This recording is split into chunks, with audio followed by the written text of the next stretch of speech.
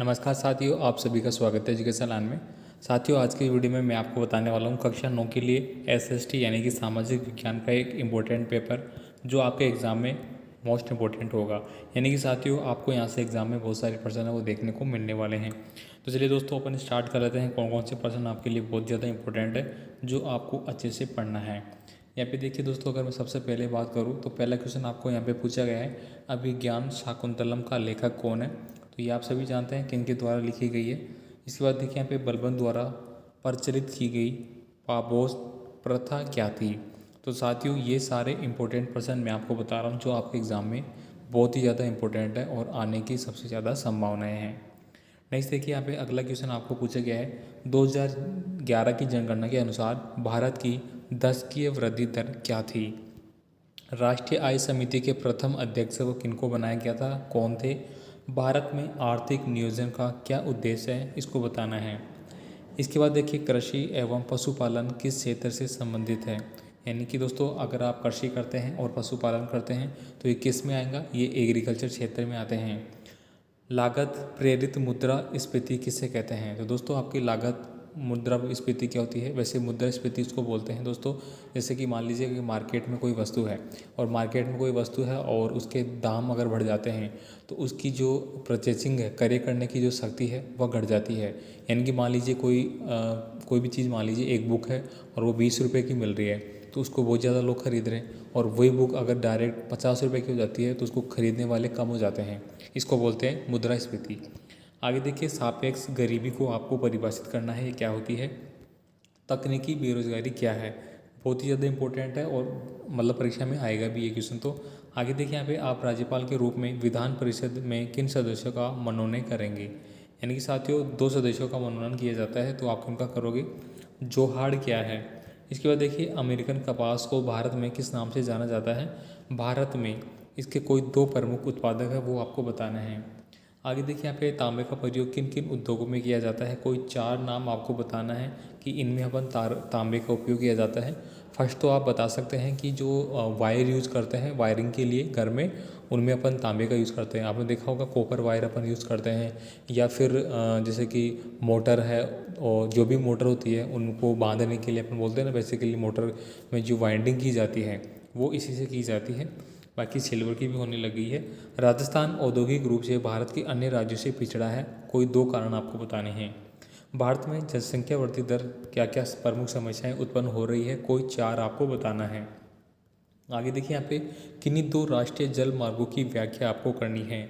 साथियों, आप सोच रहे आप बिल्कुल हल्के में ना ले, पेपर को अच्छे से आपको रीड करना है। जो प्रश्न आपको ऑलरेडी आते हैं बहुत अच्छी बात है, बाकी सभी प्रश्नों को एक बार आप अपने माइंड से ज़रूर निकाल लें, ताकि आपको एकदम मतलब याद रह जाए कि हाँ, ये प्रश्न जो कि हमें बताए गए हैं, तो एग्ज़ाम में आएंगे तो आपके लिए बहुत ज़्यादा हेल्प होगी। यहाँ पे देखिए, सार्वजनिक परिवहन के अधिकारित उपयोग के प्रोत्साहन हेतु कोई 2 सुझाव आपको देने हैं। बाकी इनकी PDF फाइल के लिए दोस्तों आपको हमारा सोशल मीडिया लिंक है, वो आपको डिस्क्रिप्शन बॉक्स में लिंक मिल जाएगा।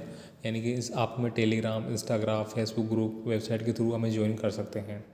आगे देखिए, आपके अनुसार स्वच्छता पर ध्यान देना क्यों आवश्यक है, कोई 2 कारण आपको बताना है। कनिष्क के शासनकाल की किन्हीं 4 प्रसिद्ध घटनाओं का आपको वर्णन करना है। कनिष्क जो काफ़ी मतलब इम्पोर्टेंट शासक हुए हैं, इनके बारे में आपको बताना है। सवाई जयसिंह का शासनकाल किन किन उपलब्धियों के लिए प्रसिद्ध है। औद्योगिक क्रांति से सबसे पहले इंग्लैंड में ही क्यों हुई, कोई क्या 4 कारण है वो आपको बताना है। आपने पढ़ रखा है कि औद्योगिक क्रांति है वो सबसे पहले इंग्लैंड में हुई, लेकिन क्यों हुई ये आपको पूछा गया है। इसके बाद देखिए, यहाँ पे लोकतांत्रिक शासन के निम्न प्रकारों पर आपको अपना मत स्पष्ट करना है। एक तो आपको प्रत्यक्ष लोकतंत्र और एक अप्रत्यक्ष, दोनों में से आपको कोई भी बताना होगा। भारतीय अर्थव्यवस्था में निजीकरण को आपको समझाना है। अब आप समझते होंगे निजीकरण का मतलब क्या होता है, जिसका एक स्वामित्व होता है, सार्वजनिक होता है, जिसमें कि बहुत जनों का हाथ होता है। भारत में स्वदेशी की अवधारणा को आपको समझाना है। स्वयं सहायता समूह की कार्य प्रणाली को आपको समझाना है। सूचना का अधिकार अधिनियम 2005 के तहत आपको कौन कौन से अधिकार प्राप्त है, किन्हीं 4 का उल्लेख आपको करना है। यानी कि दोस्तों, NCF 2005 थी आपकी, ठीक है, जो शिक्षा के क्षेत्र में लागू हुई थी, उसके अकॉर्डिंग आपको बताना है। आंग्ल मराठा संघर्ष पर आपको एक निबंध लिखना है, 100% एग्जाम में आएगा, अच्छे से याद करें। इसके बाद देखिए, किन्हीं 3 पर आपको संक्षिप्त में टिप्पणी लिखनी है। क्या क्या है, निमुचुड़ा कांड हो गया, बरड़ किसान आंदोलन हो गया, भगत आंदोलन और खेड़ा किसान आंदोलन। इसके बाद देखिए यहाँ पे भारत के राष्ट्रपति से संबंधित निम्न बिंदुओं का आपको वर्णन करना है। राष्ट्रपति का निर्वाचन, तो दोस्तों राष्ट्रपति का निर्वाचन है वह अनुच्छेद 54 में होता है। ठीक है, राष्ट्रपति की पदच्युत की प्रक्रिया, ये इन दोनों को आपको बताना है। या फिर आप अथवा में आपको दिया गया है कि लोकसभा से संबंधित निम्न बिंदुओं को आपको वर्णन करना है। सदस्य संख्या का योग्यताएं आपको बताना है, मतलब कितनी सदस्य संख्याएं होनी चाहिए। वर्तमान में दोस्तों लोकसभा की सदस्य संख्या की बात की जाए तो 343 है। ठीक है, सॉरी 543 है, 543। आगे देखिए यहाँ पे लोकसभा अध्यक्ष के क्या क्या कार्य और शक्तियाँ हैं ये आपको बताना है। इसके बाद अगला प्रश्न है राज्य विधानसभा की शक्तियों एवं कार्यों की विवेचना है वो आपको करनी है।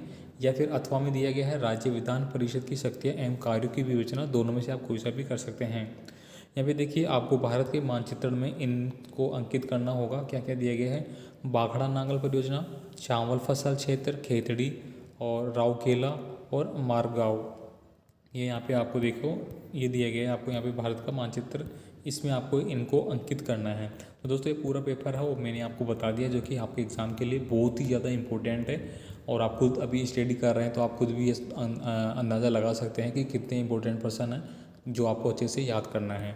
ठीक है साथियों, और भी पेपर मैं आपको जल्दी बताऊँगा। तो मिलेंगे नए पेपर के साथ नई वीडियो में, तब तक के लिए ऑल द बेस्ट।